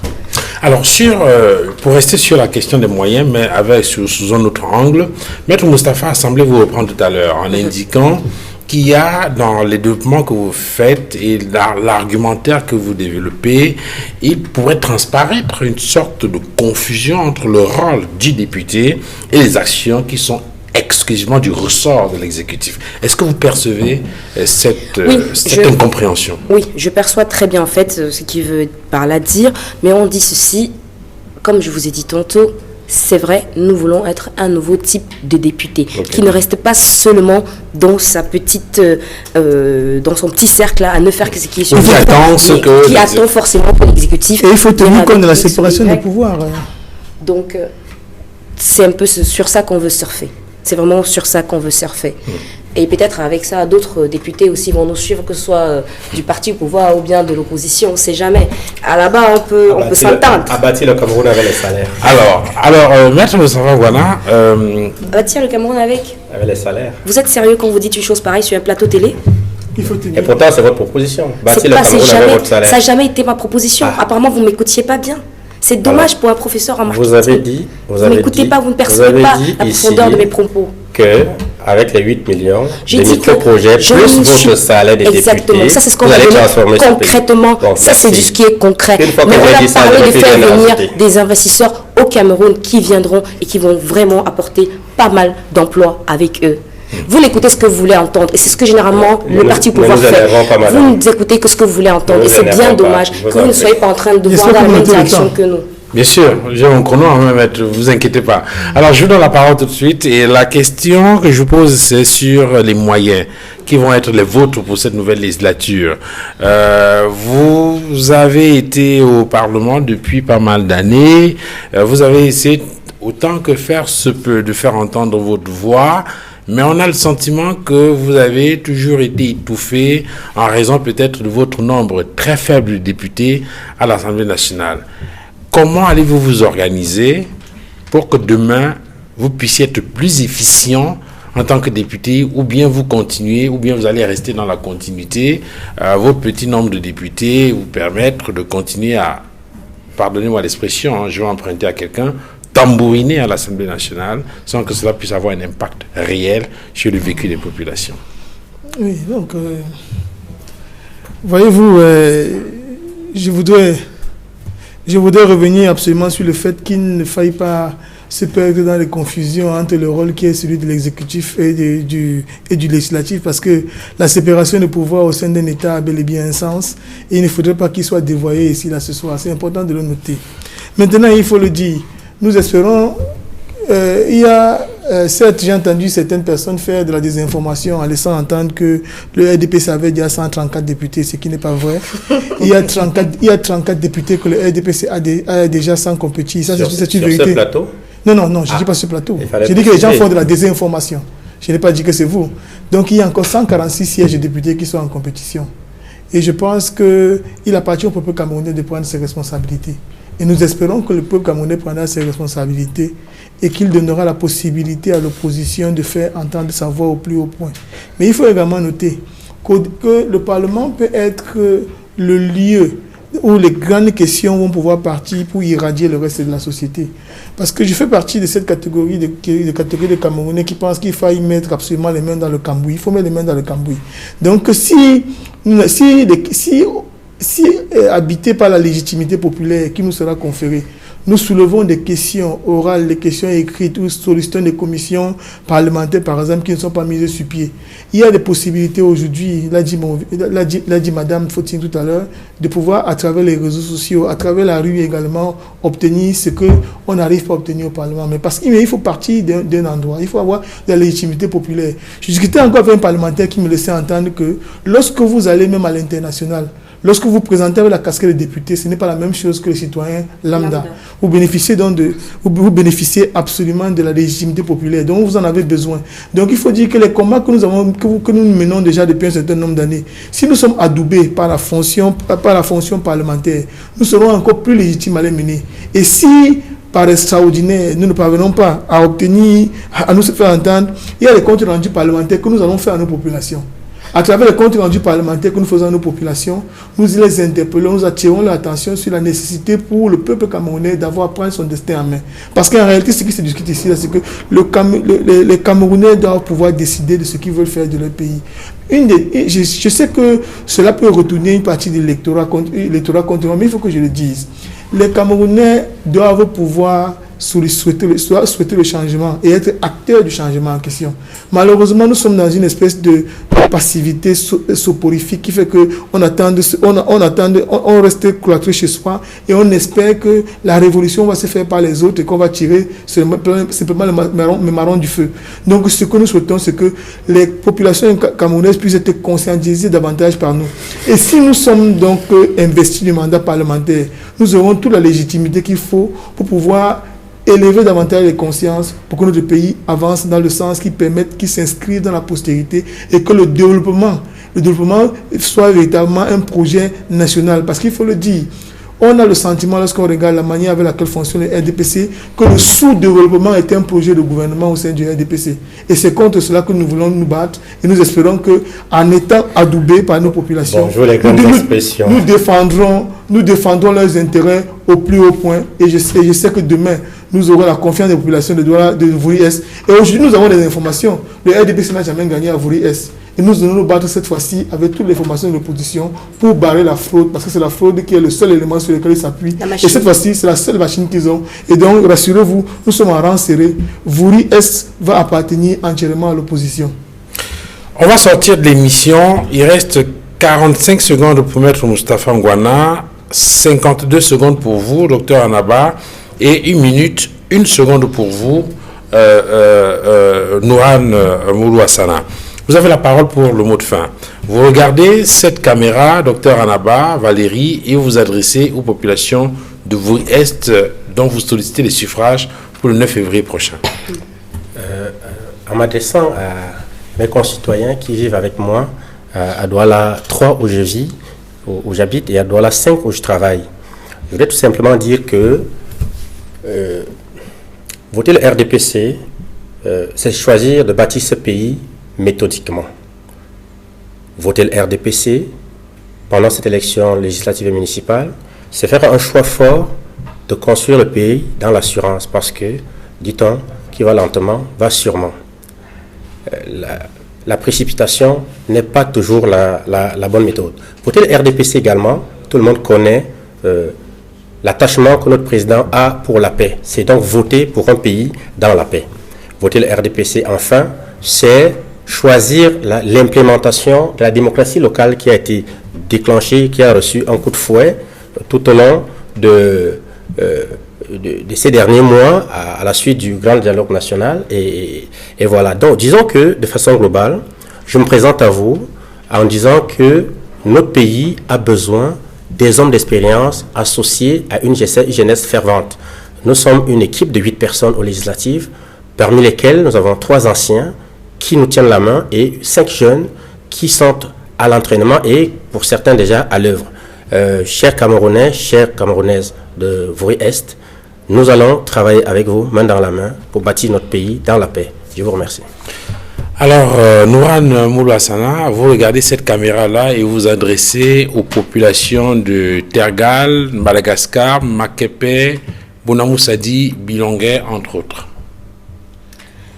Mes chers frères et sœurs, mes chers papas, mes chères mamans, moi, Nouran Moulou Hassana, j'ai pas attendu d'être élu pour pouvoir apporter des réalisations. À mon petit actif, je suis déjà à de forages et plusieurs routes arrangées sans avoir été élu.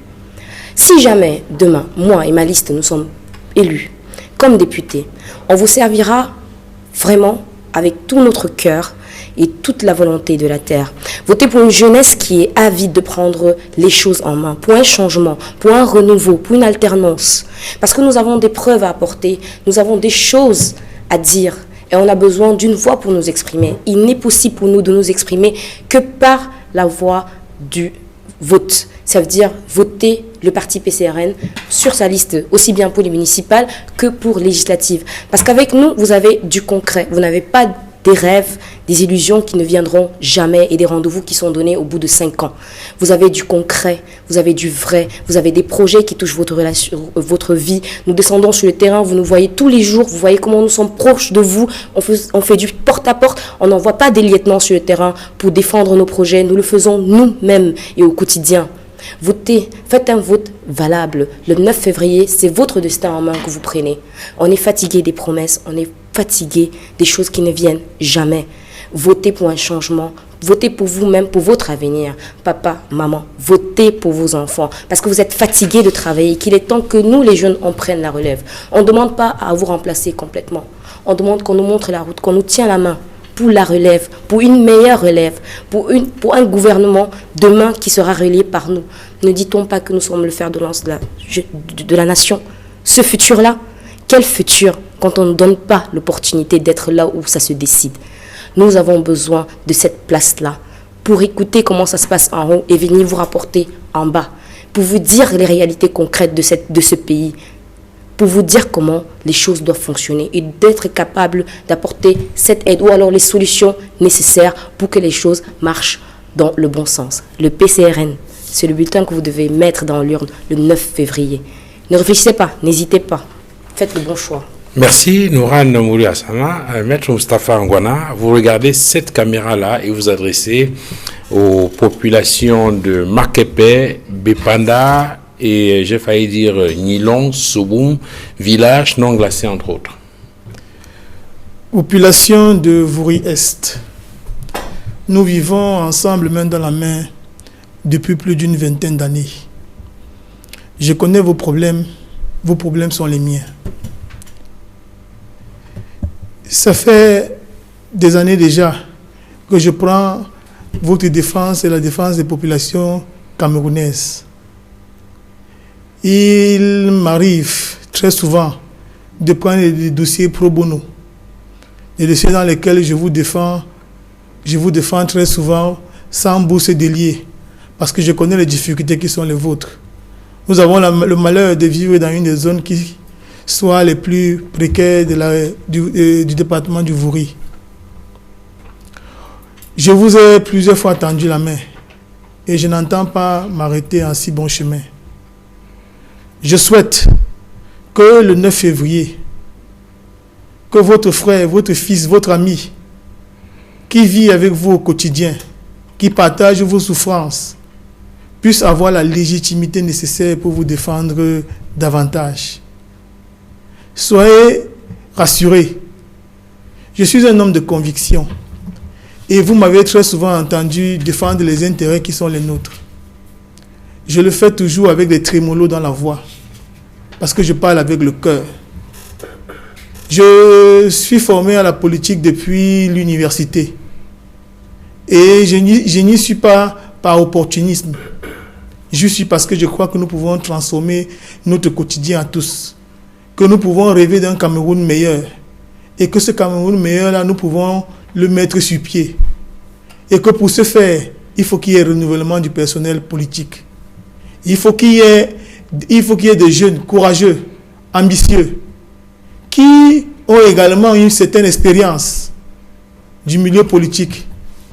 Que ces jeunes-là qui ont une certaine expérience puissent être appelé à participer à la gestion des affaires publiques dans votre intérêt. 15 secondes.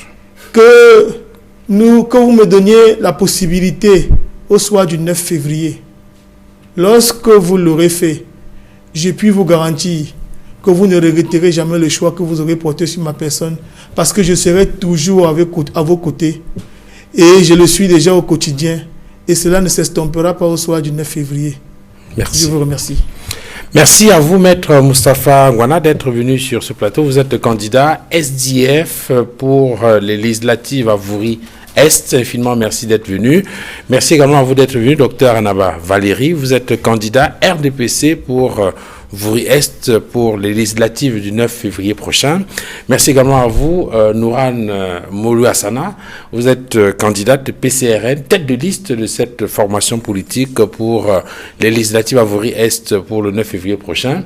Merci à vous, madame, messieurs, d'avoir regardé cette autre livraison de cette émission spéciale campagne électorale sur Equinox Télévision. Demain, vous serez en compagnie de Jonathan Babila pour la version anglaise de cette émission spéciale campagne électorale. Je vous retrouve jeudi à partir de 21h00. Excellente soirée à tous et à très bientôt. Au revoir.